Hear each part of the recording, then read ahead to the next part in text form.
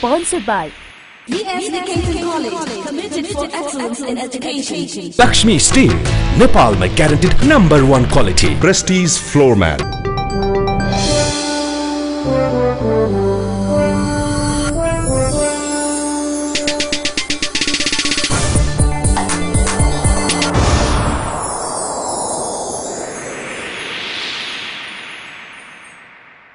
Accuracy, Balance, Credibility, यो हो ABC television. म सारुदा थापा। कार्यक्रम हो hot news express. No break, no ad. हामी ब्रेक लिँदैनौं र समाचार दिन्छौं तीव्र गतिमा निरन्तर। ABC समाचारको फरक र स्पेशल प्याकेज हो हट न्यूज एक्सप्रेस। हरेक दिन साँझ 7 बजे हट न्यूज एक्सप्रेसबाट तपाईले हाम्रो देशको तत्काल अवस्था र त्यसको इन्स्ट्यान्ट प्रभाव आकलन गर्न सक्नुहुन्छ। Hot news express. अब पालो हट रिपोर्टको। राष्ट्रिय राजनीतिमा कुनै उथलपुथलकारी राजनीतिक घटना नभए संसद अधिवेशन आह्वान भएको 2 साताभित्र मुलुकले नयाँ प्रधानमन्त्री पाउनेछ। नयाँ संविधानमा भएको व्यवस्था अनुरूप संसद आह्वान भएको 1 सातामा सहमति आधारमा प्रधानमन्त्रीको चयन हुने संवैधानिक व्यवस्था रहेको छ। Hot news express. असोज 3 गते संविधान सभाबाट नयाँ संविधान जारी भए पनि मुलुकको राजनीतिमा एकाएक नाटकीय ढंगले परिवर्तन आएको छ। संविधान सभाबाट 2/3 भन्दा बढी सदस्यले संविधान पारित गरे पनि खास गरी दक्षिणी छिमेकी देश भारतले तराई मधेसको समस्या देखाउँदै संविधानलाई नस्वीकारेको अवस्था छ। नेपालमा संविधान जारी भए लगत्तै भारतले अघोषित रूपमा नेपालमाथि नाकाबन्दी गरेर विरोध जनाएको छ। नेपालको हरेक महत्त्वपूर्ण राजनीतिक परिवर्तनमा आफ्नो स्थान खोज्दै आएको भारतले नयाँ संविधान जारीपछि यो वा त्यो बहानामा नेपाललाई दुःख दिइरहेको छ। यसले नेपाल जस्तो सानो भूपरिवेष्टित मुलुकमा थप सङ्कटको सङ्केत देखा परेको छ। नेपालको राजनीतिमा दिनहुँ जस्तो राजनीतिक घटनाक्रम बदलिएको अवस्था छ। नेपालको मामिलामा निहित स्वार्थको लागि विभिन्न तबका र तहबाट विभिन्न समूहहरू नयाँ संविधानलाई असफल बनाउन सक्रिय छन्। नेपाल जस्तो जटिल भू राजनीतिक भएको देशमा अस्थिरता निम्त्याउनु भारत र चीन जस्ता विशाल उदयमान शक्तिशाली देशलाई नै घातक हुन सक्छ। संविधान जारीसँगै विदायको अन्तिम अवसर कुरिरहेका वर्तमान राष्ट्रपति, उपराष्ट्रपति, प्रधानमन्त्री, सभामुख लगायतका उच्च पदाधिकारीको जिम्मेवारी बहिर्गमनपछि पनि उत्तिकै सहयोगको खाँचो छ। पर्खाइमा बसिरहेका राष्ट्र प्रमुख तथा सरकार प्रमुखले नेपाली राजनीतिक आकाशमा अस्वाभाविक रूपमा मडारिएको बादललाई व्यवस्थापन गर्ने गहन जिम्मेवारी काँधमा आएको छ। मुलुकको कठिन घडीमा जिम्मेवारी लिएर आउने व्यक्तिहरूले राजनीतिक तरलतालाई तत्काल अन्त्य गरी मुलुकलाई दीर्घकालीन अवस्थामा लैजान सक्नु नै मुख्य चुनौती छ। वर्तमान प्रधानमन्त्री सुशील कोइरालाको उत्तराधिकारी बन्न तम्सिएर बसेका एमाले अध्यक्ष तथा देशकै शक्तिशाली वामपन्थी नेता केपी शर्मा ओलीको आगमन त्यति सजिलो छैन। पछिल्लो समय मधेसप्रति निकै कडा रूपमा प्रस्तुत भएका अध्यक्ष ओलीलाई सिंहदरबारमा प्रवेश अघि वा प्रवेशपछि पनि उत्तिकै चुनौतीहरू छन्। भारतसँग सम्बन्ध सुधार गर्न कोइराला पछिको प्रत्यक्ष प्रधानमन्त्रीको रूपमा हेरिएका एमाले अध्यक्ष केपी ओलीलाई सिंहदरबार प्रवेशमै कडा चुनौती छ। पहिलेदेखि नै भारतसँग राम्रो सम्बन्ध नभएका अध्यक्ष ओलीलाई प्रधानमन्त्रीको रूपमा भारतले रातो कार्पेट ओछ्याएर स्वागत गर्ने पक्षमा छैन। पछिल्लो समय भारतप्रति कडा रूपमा प्रस्तुत भएका ओली नयाँ संविधान जारी भएपछि झनै सम्बन्ध बिग्रिएको छ। पछिल्लो राजनीतिक घटनाक्रमले उनलाई प्रधानमन्त्री बन्न त्यति सजिलो छैन। संविधानपछि रुष्ट भएको भारतले अघोषित रूपमा नाकाबन्दी गरिसकेको छ। ओलीले सबैभन्दा पहिले भारतसँग सम्बन्ध सुधार गरी कूटनीतिक रूपले नेपालको सीमामा भएको अवरोध हटाउन प्रमुख चुनौती छ। त्यस्तै तराई मधेसको जायज माग पूरा गरी सीमाङ्कन, समावेशी, समानुपातिक निर्वाचन प्रणाली र राज्यको हरेक तहमा समान अवसर माग्दै झन्डै 2 महिनादेखि मधेस ठप्प पार्दै आएका मधेसी दलहरूलाई चित्त बुझाउन ओलीका लागि फलामको चिउरा चपाए सरह हुनेछ। यसको साथै आदिवासी जनजाति, अल्पसंख्यक समूह लगायतको हक अधिकार सुनिश्चित गरी उनीहरूको विश्वास लिन पनि त्यति सजिलो छैन ओलीलाई। राजनीतिमा सामूहिक एकता गर्नु ओलीको अर्को चुनौती हो। विषम सङ्कटबाट मुलुकलाई जोगाउन सबै राजनीतिक दलहरूसँग सामूहिक एकता, निस्वार्थताको क्षमता प्रदर्शन गर्न सक्नुपर्छ। नयाँ संविधान जारीसँगै फेरिएको संरचनामा विभिन्न राजनीतिक दलहरूलाई महत्त्वपूर्ण जिम्मेवारी दिन सक्नु उनको अर्को चुनौती छ। आन्तरिक अन्तर्कलहको अन्त्य गरी ओलीको सफलता र असफलताको मापक आन्तरिक पार्टी कसरी व्यवस्थापन गर्छन् भन्ने कुराले पनि फरक पार्छ। खास गरी नवौं महाधिवेशनपछि एमालेभित्र ओली गुट र नेपाल गुटबीचको विवाद हल हुन सकेको छैन। पछिल्लो समय विवाद केही मत्थर देखिए पनि नेपाल र ओलीबीचको शक्ति सन्तुलन अझै मिलिसकेको छैन। पार्टीभित्र शक्तिशाली रहेका नेपाल गुटलाई ओलीले विश्वासमा लिन नसके ओलीलाई असफल बनाउने खेल घरभित्रबाटै सुरु हुनेछ, जुन उनका लागि महँगो साबित हुन सक्छ। इतिहासकै गम्भीर मोडमा उभिएको मुलुकको राजनीतिले कस्तो रूप लिएला भन्ने अहिलेको तरल र राजनीतिक अवस्थामा सरकार तथा राजनीतिक दलहरूको बुद्धिमत्तापूर्ण निर्णयको खाँचो छ। ABC reporter Aman Paudyal, Kathmandu. Hot news express. संविधानमा आफ्नो स्वार्थ सिद्ध नभएपछि यतिखेर भारतले नेपालमाथि अघोषित नाकाबन्दी लगाएको छ। भारतबाट इन्धन लगायतका सामग्री करिब 1 हप्तादेखि आउन सकेका छैनन्। नेपाल भारतसँग सबैभन्दा धेरै भर पर्नुपर्ने भनेको इन्धनमा हो। हाल अन्य वस्तुको अभाव सृजना नभए पनि इन्धनको भने हाहाकार नै मचिएको छ। इन्धन अभावकै कारण सवारी सञ्चालनमा कठिनाई भएको छ भने उडान समेत अवरुद्ध हुन थालेका छन्। भारतले इन्धन ठप्प पारेर मुलुक नै ठप्प पारेपछि नेपाल ओयल निगमले समेत विकल्प खोज्ने चेतावनी दिएको छ।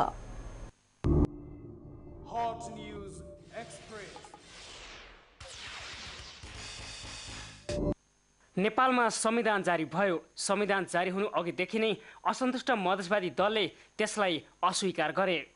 मधेसवादी दलका कतिपय कुरा जायज छन्, त्यो आफ्नो ठाउँमा छ। उनीहरू लामो समयदेखि आन्दोलनमा भएका कारण सरकारले उनीहरूसँग वार्ता गर्नुपर्ने हो। त्यो प्रयास पनि जारी छ। यता मधेस केन्द्रित दलको राजनीतिक केन्द्रबिन्दु पनि नेपाल नै हो। मुलुकभित्र असन्तुष्ट हुनु, आन्दोलन हुनु एउटा पाटो हो, तर यही आन्दोलनले अहिले दुई देशका बीचमा तनाव बढाएको छ। छिमेकी मुलुकमा आन्दोलन चर्कदा भारतले मिल्नका लागि आग्रह गर्नुपर्ने थियो, तर उसले आफ्नो ठुलै प्रवृत्ति देखाउँदा र नेपाललाई अघोषित नाकाबन्दी नै गरिदिँदा समस्या झनै जटिल बनेको छ। नेपाल भूपरिवेष्टित मुलुक हो। भूपरिवेष्टित मुलुकलाई कुनै पनि मुलुकले नाकाबन्दी लगाउन मिल्दैन, तर दक्षिण एसियामा ठुलै प्रवृत्ति देखाएर सबैको आलोचनाको केन्द्रबिन्दुमा रहेको भारतले अहिले आएर अन्तर्राष्ट्रिय कानुन मूल्य मान्यता विपरीत अघोषित नाकाबन्दी गरेको छ। नेपाल भारतसँग सबैभन्दा धेरै भर परेको भनेको इन्धनमा हो। नेपालमा उत्पादन नहुने भएकाले 100% नेपाल भारतमा निर्भर छ इन्धनमा। भारतले करिब 1 हप्तादेखि नाकाबन्दी गरिदिएपछि इन्धनको हाहाकार मचिएको छ। पेट्रोल पम्पहरूमा इन्धन भर्न गाडीको लामो लाइन लागेको छ, तर इन्धन पाइएको छैन। कयौं मिटरसम्मका तेल भर्ने लाइन छ सवारी साधनहरूको। 5 बजे आएको बिहान 5 बजे अहिलेसम्म अब खै लाइनै सर्दैन। 2 बजेबाट डिजल के अरे पेट्रोल दिने भनेको छ, करिब 1:15 भयो अहिले। कतिखेर आउँछ होला पालो? थाहै छैन कतिखेर आउँछ। अब आउँछ भने अब तेल आउँदैन, अब लाइनमा बसिया छ। हजुर, कति छ पेट्रोल अहिले? अहिले छैन, रातो बत्ती बलिरहेको छ। अब हुने स्थिति पनि छैन। अब तपाईँको एक गुड्यो भने त एक दिनलाई नै पुग्दैन नि हजुरको। 10 लिटरले कति हुन्छ र? अब 9-10 लिटर देखाउँछ। अब 10 किलो गुड्यो भने नि 1 लिटर खाइहाल्छ हजुरको। त्यहाँभन्दा अब एक दिनलाई नै हम्मे पर्छ। कति पटक लाइन बस्न त बिहान 4:45 मा आएको उता अगाडि त्यहाँ नारायण चौरमा खाली रहेछ। मैले के सोचेँ अब कोही आएको त्यहाँ बस्छु 1 घन्टासम्म। पुलिस आयो सही छ। बिहान 4:30 बजे 4:30 बजे लाइन बस्दाखेरि कहाँ थियो लाइन यहाँ भद्रकालीको? सर हामी 4:30 बजे आउँदाखेरि त जस्ट माइतीघर। तपाईँ माइतीघरबाटै लाइनमा हुनुहुन्छ र अहिले धन्नै पाउने हुँदाखेरि करिब 2 बज्न लाग्दाखेरि तपाईँले कति लिटर पाउनुभयो? 3 लिटर। त्यसो त भारतले इन्धनमा रोक लगाएपछि नेपाल आयल निगमले पनि विकल्प खोज्ने चेतावनी दिएको छ। निगमले मंगलबार एक पत्र लेख्दै माघ बमोजिम तेल नदिए विकल्प खोज्ने चेतावनी दिएको हो। भारतले यही किसिमले नेपालमा इन्धन नदिए चीनको सिगाच्छेबाट इन्धन ल्याउने निगमको तयारी रहेको बुझिएको छ। भारतीय आयल कर्पोरेसन र नेपाल आयल निगमको 50औं वर्षदेखिको व्यापारिक सम्बन्धलाई राजनीतिक छायाले हेरेको भन्दै निगमले माघ बमोजिम तेल नदिए किस्ताबन्दीमा नलिने र व्यापारिक सम्बन्ध समेत नहुने चेतावनी दिँदै आईओसीलाई पत्र लेखेको छ। नेपालले वर्षमा 1.25 खर्ब भन्दा बढीको इन्धन भारतबाट आयात गर्छ, जसबाट भारतले राम्रै आम्दानी पनि गरिरहेको छ। तर आज त्यही भारतले नाकाबन्दी गरेर छिमेकीलाई समस्यामा पारी रमिता हेरिरहेको छ। अहिले नेपालमा इन्धनको हाहाकार मचिएको छ। इन्धनको हाहाकारले मुलुकको अर्थतन्त्रमा समेत गम्भीर असर पर्ने देखिएको छ। भूकम्पले थलेको अर्थतन्त्र भारतले लगाएको नाकाबन्दी र करिब 50 दिनदेखिको बन्दले तहस नहस भएको छ। मुलुक आत्मनिर्भर नहुँदाको परिणति भइरहेको छ। यति बेला नेपालले विश्व व्यापार संगठन WTO को सदस्य भएको नाताले पनि नेपालले स्वतन्त्र मुलुकको रूपमा एक अर्काका मुलुकमा व्यापार गर्न र पारवहन गर्न सक्छ। तर भारतले यसलाई पनि लत्याइदियो। नेपाल र भारत दुवै साफ्टाका सदस्य हुन्। असल छिमेकी भएको दावी गर्ने भारतले आफ्नो हैसियत राम्रैसँग देखाइदियो यस पटक। यदि नेपाल आत्मनिर्भर हुन्थ्यो भने भारतले नाकाबन्दी गरेर केही लछार पाटो लाग्ने थिएन। मुलुक समृद्ध बनाउने बेलामा दलहरूले मुलुकलाई राजनीतिक संक्रमणको अवस्थामा राखे। यसैको परिणति अहिले भारतले देखाइरहेको छ। दक्षिण एसियामा सबैभन्दा नजिक र कम विवादमा आउने मिल्ने साथी हुन् भारत र नेपाल। तर नेपाललाई समेत चिड्याएर भारत एक्लो बनिरहेको छ। अहिले पनि ढिला भएको छैन मुलुकको विकास गर्न। भारतबाट आयातित सामग्री नआउँदा नेपालीलाई 2-4 दिन समस्या पर्छ नै, तर समस्या पर्यो भन्दैमा भारतसँग लम्पसार पर्नु कदापि पनि हुँदैन। सरकारले आन्दोलनकारीका उचित माग पूरा गर्नै पर्छ, किनकि आन्दोलन नेपालमा भइरहेको छ त्यो सरकारको दायित्व हो। अर्को कुरा, देशका जनतालाई अभावबाट माथि उठाई सुविधा दिनु पनि सरकारकै कर्तव्य हो। तसर्थ सरकारले भारतसँग कूटनीतिक ढङ्गबाट समस्या समाधानमा जुट्नै पर्छ।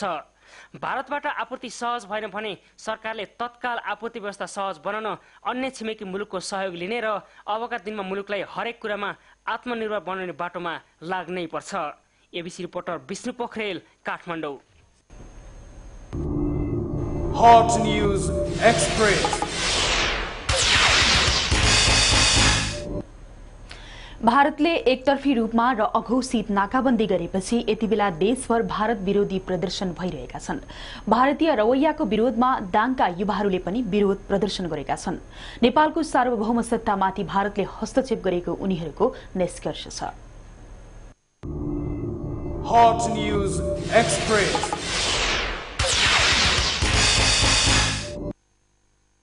अघोषित नाकाबन्दी गरेर भारतले भूपेरिवेष्टित राष्ट्र नेपालले पाउने पारवहन अधिकार कुण्ठित गरेको भन्दै दाङका युवाहरूले नाकाबन्दी फिर्ता गर्न र नेपालको आन्तरिक मामिलामा हस्तक्षेप नगर्न भारतलाई चेतावनी दिएका छन्।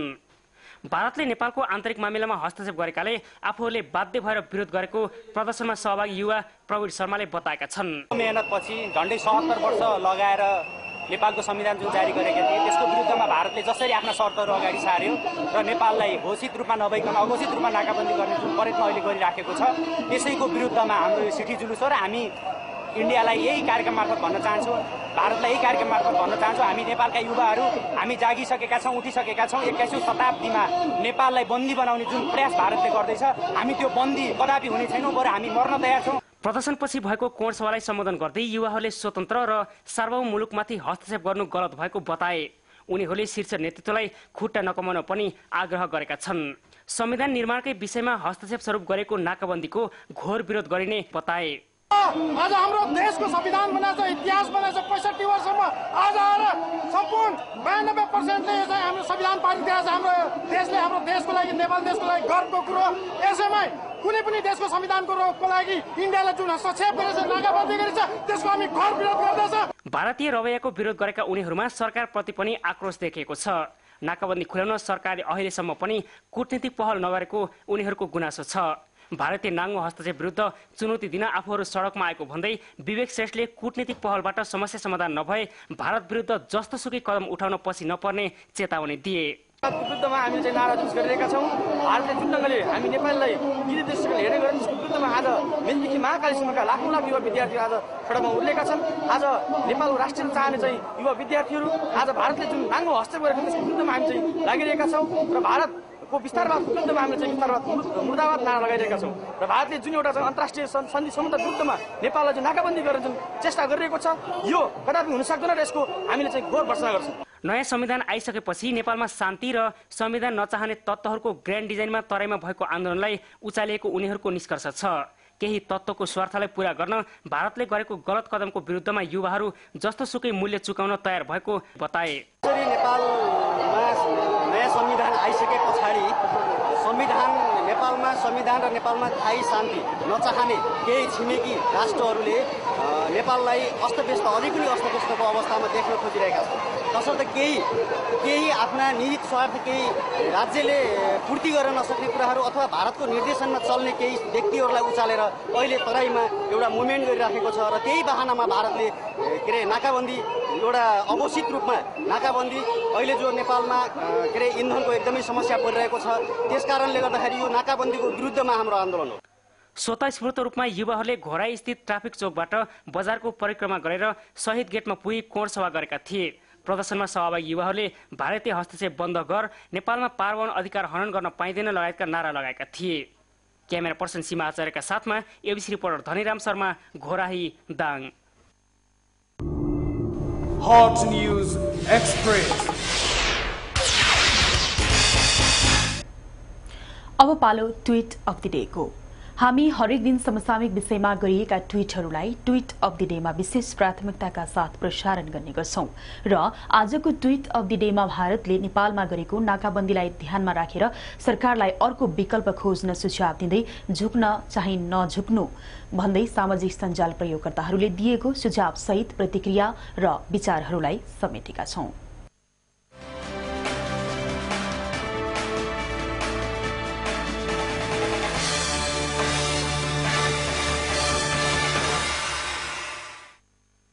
भारतले करिब एक सातादेखि अघोषित नाकाबन्दी गरिरहेको छ, जसका कारण नेपालमा खास गरी इन्धन अभाव देखिएको छ। भारतले गरेको नाकाबन्दीले नेपाल र नेपालीलाई स्वावलम्बी बन्न पाठ सिकाएको भन्दै यसबाट साँच्चै नै पाठ सिक्नुपर्ने तर भारत सामु भने झुक्न नहुने भन्दै सामाजिक सञ्जाल प्रयोगकर्ताहरूले भारतीय दादागिरीप्रति रोष प्रकट गरेका छन्। नयाँ संविधानले सबैलाई अधिकार सम्पन्न बनाएको जिकिर गर्दै सागर प्रधान फेसबुक वालमा लेख्छन्, आज ध्यानसँग संविधान पढे, सारा जनताले संविधान पढ्ने हो भने सड़कमा जनता हुने छैनन्, आन्दोलनका नेता मात्र रहनेछन्, जनतालाई संविधान पढाऊ।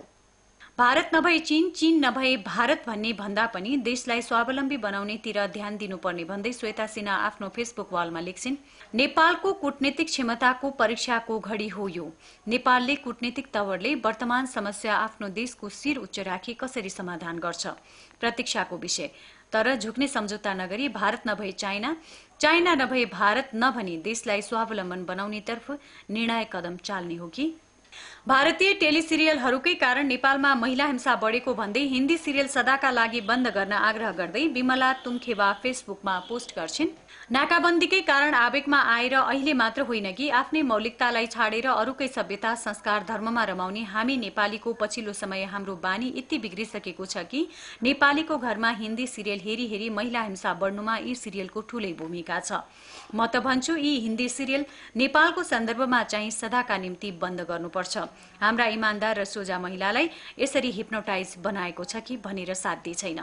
बरु आफू हिँड्न र साइकल चलाउन तयार छु, भारत सामु झुक्दिन भन्दै इन्द्र आचार्य फेसबुक वालमा लेख्छन्, बरु हिँड्न र साइकल चलाउन तयार छु, झुक्दिन, लाइन बसेर कसैलाई हार गुहार गरेर पेट्रोल लिन्न। अब नाकाबन्दी खुले पनि भारतीय उत्पादन अत्यन्तै कम खपत गरेर भारतलाई देखाइदेऊ भन्दै केदार शर्मा ट्वीट गर्छन्, भारतसित साँच्चै मन दुखेको हो, अब नाकाबन्दी खुल्दा उसका अनेक सामग्रीको खपत एकदम तल झारेर देखाइदेऊ न त, सचेत नागरिक बनौं, संयमित किनमेल गरौं। पेट्रोलको अभाव भएका बेला पनि नेताहरू अगुवा र पछुवा गाडी लिएर हिँडेको प्रति केही आक्रोश सहित कुलचन्द्र आफ्नो ट्विटर वालमा लेख्छन्, नेताज्यूहरू, पेट्रोलियम पदार्थको अभावमा जनताले शास्ति खेप्नु परिरहेका बेला अगुवा र पछुवा गाडी राखेर हिँड्न शोभा दिएन। नाकाबन्दीको मारबाट पाठ सिक्दै आत्मनिर्भर नेपाल निर्माणको प्रण गरौं भन्दै राजाराम बर्तौला ट्वीट गर्छन्, पुर्खाले नाकाबन्दी खेपे, हामी खेप्दैछौं, अब यस्तो आत्मनिर्भर नेपाल निर्माणको प्रण गरौं, नाकाबन्दी भए पनि भावी पुस्ताले त्यसको असर महसुस गर्न नपरोस्। बारम्बार नाकाबन्दी खेप्नुमा दोष हाम्रै नेताहरूको हो भन्दै जयन्तनाथ खनाल आफ्नो ट्विटर वालमा लेख्छन्, पुर्खाले भोकै प्यासै नाला पानीमा फिरङ्गीसँग लडे, तिनकै गुलामबाट नाकाबन्दी र यत्रो हाहाकार, दोष कसको? नयाँ नेपालका उद्घोषकहरूलाई मेरो प्रश्न। 1 महिनासम्म पुग्ने इन्धन पनि सरकारसँग स्टक नभएकोमा सरकारको आलोचना गर्दै मोहन श्रेष्ठ आफ्नो ट्विटर वालमा लेख्छन्, भूकम्पको विपदमा हामीसँग 1000 थान त्रिपाल स्टक थिएन, नाकाबन्दीमा कम्तीमा 1 महिना पुग्ने स्टक पनि रहेनछ, कति आलोचना गर्नु सरकारकै कमजोरी हो। नेपाल भारत सम्बन्ध छिमेकीमा मात्र सीमित छैन। नेपाल र भारत बीच परम्परागत र विशिष्ट सम्बन्ध रहँदै आएको छ र भारतलाई नेपालले अभिभावकका रूपमा पनि लिँदै आएको छ। तर भारतले पटक पटक नेपाल र नेपालीको चित्त दुखाउँदै आएको छ। यो परम्परागत र विशिष्ट सम्बन्धबाट अनावश्यक फाइदा लिने गरेको छ। त्यसैले यो सम्बन्धमा पनि अब पुनर्विचार गर्नुपर्ने बेला आएको हो कि